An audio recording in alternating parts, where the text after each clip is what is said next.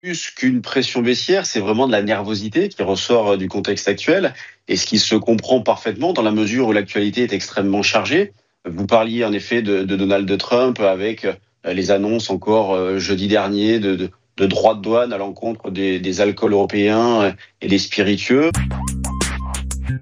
Et on se retrouve en direct sur le plateau de TV Finance. La Bourse de Paris démarre sa séance. Comme tous les lundis, on va s'intéresser au CAC avec vous. Mathieu Serron, bonjour.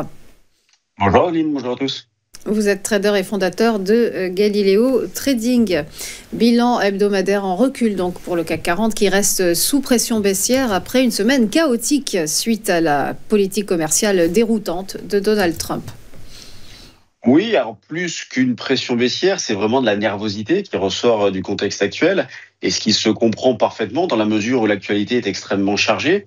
Vous parliez en effet de Donald Trump avec les annonces encore jeudi dernier de droits de douane à l'encontre des alcools européens et des spiritueux, donc avec une surtaxe de 200%, des droits de douane qui seraient de 200%.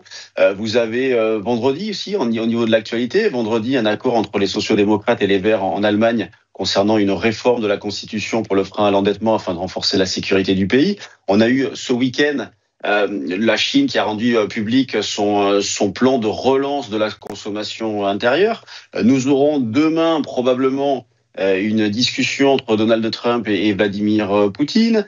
Mercredi, la Fed qui va se prononcer sur ces taux, un statu quo est attendu. Et puis, n'oublions pas non plus que c'est la semaine de l'échéance avec vendredi l'expiration des contrats futurs et options. Donc, on est sur une échéance trimestrielle, ce qui est assez important et ce qui peut amplifier également cette nervosité-là. Dans ce contexte-là, eh bien, nous avons sur le CAC des écarts qui sont importants, des écarts de l'ordre de 1,5%, et ce, plusieurs fois par jour. C'est d'ailleurs ce qui rend cette phase-là intéressante à travailler sur du court terme. Et il y a vraiment de l'activité, il y a vraiment des choses à faire. Le scénario principal que je déroule avec vous depuis plusieurs semaines est toujours d'actualité, à savoir que tant que le CAC se maintient au-dessus des 7900 points, il reste du bon côté. Ce niveau-là a été testé la semaine dernière et donc validé. Je continue d'acheter sur des replis. À l'instant T, j'essaye d'acheter vers les 7985 sur le futur échéance mars, dans l'idée de viser par exemple des écarts de 30-40 points pour commencer à alléger et puis 60-80 points pour solder la position. Vous voyez, donc des écarts qui sont quand même d'une bonne amplitude.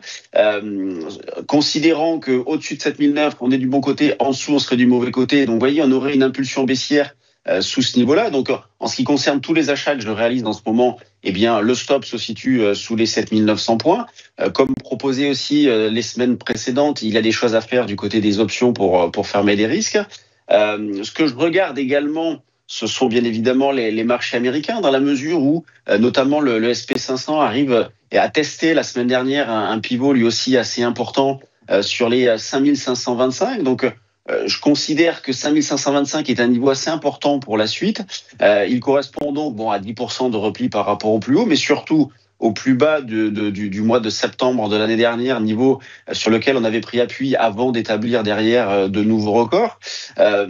Si jamais ce niveau vient à céder, derrière, il y a un potentiel de baisse d'environ 300 points supplémentaires, puisque la cible, on va dire, logique d'une nouvelle phase de baisse, d'une nouvelle vague de baisse même, ça serait donc les 5250, ce qui correspondrait là, pour le coup, à un retracement de 50% de la phase de hausse d'octobre 2023 à décembre 2024. Oui, c'est ces choses-là qu'il faut avoir en tête. Et le SP500 qui tient sur ce niveau-là, combiné à une baisse du VIX, avec un indice de la peur, comme on dit, l'indice de la volatilité, donc sur des options sur le SP500, qui est passé entre mardi, qui était à 29,5, donc sur un pic de stress, à vendredi à la clôture, où là on a eu une détente, on était à 21,5, donc un repli de 30% de la volatilité. Donc il faut regarder ce genre d'indication-là. Pour l'instant, c'est plutôt positif en provenance des États-Unis, mais c'est pour l'instant pas suffisant pour jouer une reprise solide et durable, mais c'est à noter quand même. Donc sur le CAC, pour l'instant, pas de changement au niveau de la stratégie, des achats sur repli. Je disais, vous avez un niveau à éventuellement proche sur les 8510 pour tenter un rebond, sinon 7980-85 jusqu'à 7000, on va dire la zone 7900-920, parce que dans cette phase-là, pour être performant sur du court terme, il faut être capable de répartir ces niveaux d'intervention. Moi, c'est ce que je fais. Je n'hésite pas à répartir sur 2 ou 3 niveaux avec des logiques un petit peu différentes, des niveaux un peu plus agressifs que d'autres, avec toujours comme pivot, donc je le répète, les 7900 points.